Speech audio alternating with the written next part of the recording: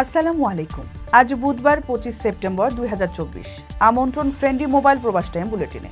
সাথে আছি আমি সরণী। শুরুতেই জানাবো শিরোনাম। ওমানে অনুপ্রবেশের চেষ্টা, 25 প্রবাসী গ্রেপ্তার। সরকার প্রধানদের সঙ্গে ডক্টর ইউনূসের বৈঠক, আলোচনায় প্রবাসী ও অভিবাসন প্রসঙ্গ। ওমান ও সৌদিতে বৈরী আবহাওয়ার পূর্বাভাস, বাসিন্দাদের সতর্ক থাকার আহ্বান।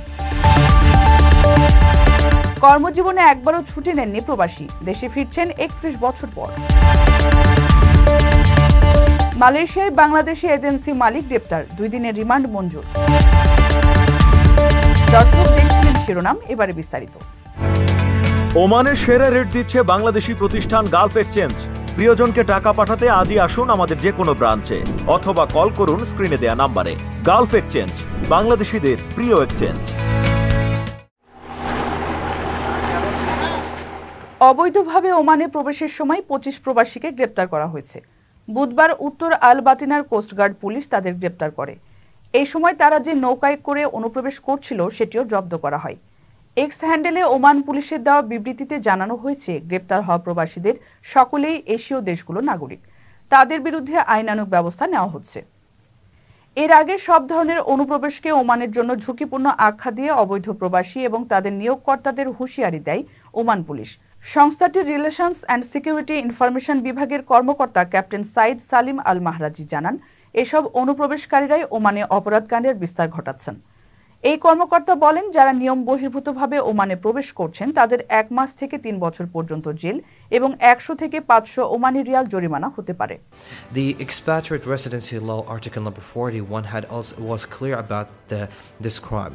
The illegal entry includes sanctions. Those sanctions are not less than a month and not more than 3 years, and fine between 100 and 500. The labor law was also clear about it. It had classified this crime as a misdemeanor.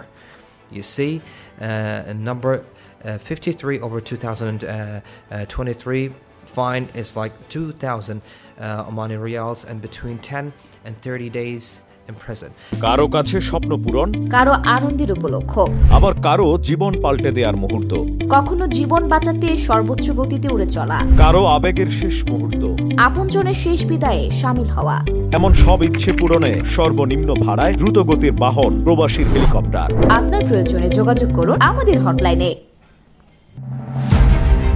আরও বেশি সংখ্যক বাংলাদেশি যেন বৈধভাবে ইতালিতে যাওয়ার ও কাজের সুযোগ পান, ইতালির প্রধানমন্ত্রী জর্জিয়া মেলোনিকে সেই আহ্বান জানিয়েছেন ডক্টর ইউনূস।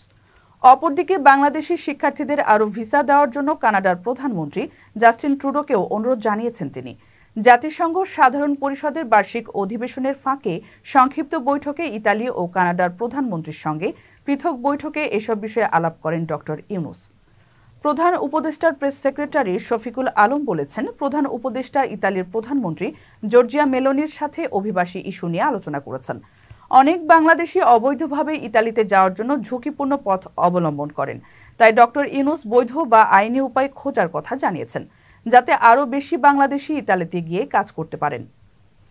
মার্কিন প্রেসিডেন্ট জো বাইডেনের সঙ্গে বৈঠক করেছেন ডক্টর মোহাম্মদ ইউনূস। এ সময় বাংলাদেশ সরকারকে পূর্ণ সমর্থনের কথা জানিয়েছেন বাইডেন। এছাড়াও পাকিস্তানের প্রধানমন্ত্রী সহ বেশ কয়েকজন সরকার প্রধান ও বিভিন্ন সংস্থার প্রধানের সঙ্গে বৈঠক করেন প্রধান উপদেষ্টা। প্রবাসীদের বিনিয়োগের শতভাগ নির্ভরযোগ্য প্রতিষ্ঠান প্রবাসীর সিটি লিমিটেড। এখানে বিনিয়োগ করে হালাল মুনাফা অর্জন করুন।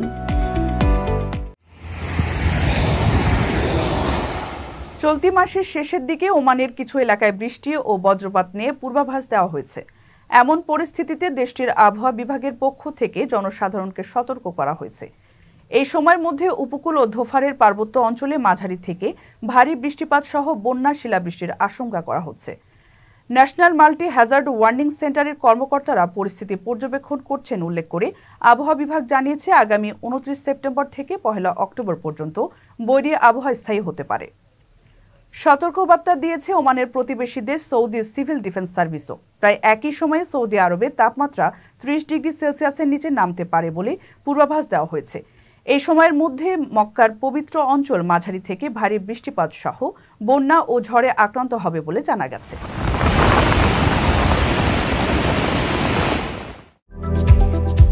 আকর্ষণীয় রেট ও দারুণ সব ডাটা বান্ডেল পেতে আজই ব্যবহার করুন ফ্রেন্ডলি সিম। পরিবারের সুখের আশায় 2 যুগেরও বেশি সময় ধরে বিদেশে থাকা এক প্রবাসী 31 বছর পর দেশে ফেরার সিদ্ধান্ত নিয়েছেন।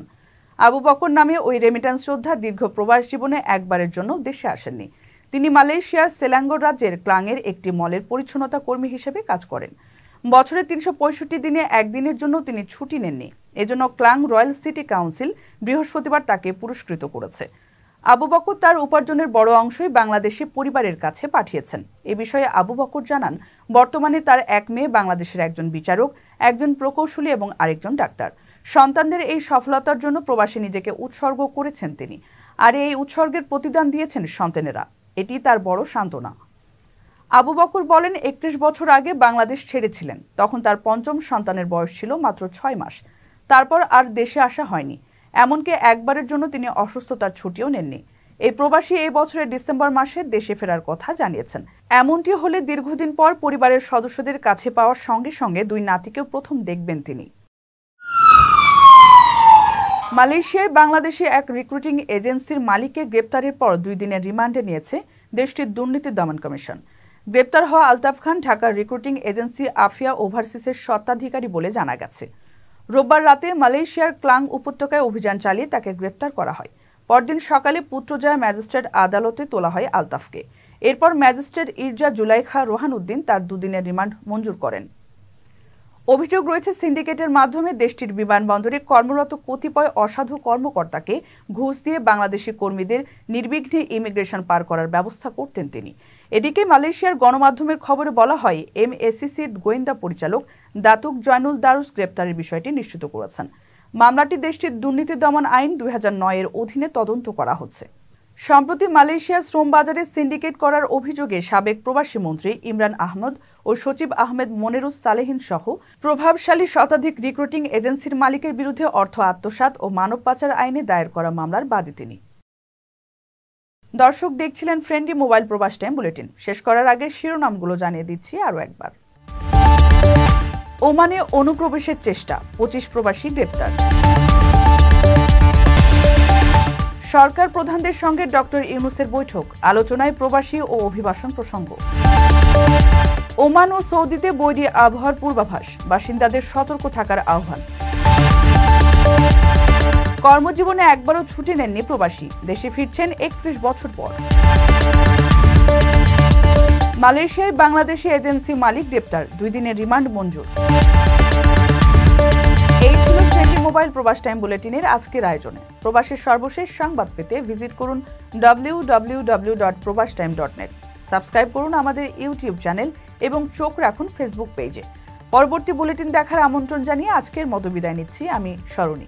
সেই পর্যন্ত সবাই ভালো থাকবেন এবং নিরাপদে থাকবেন। আল্লাহ হাফিজ।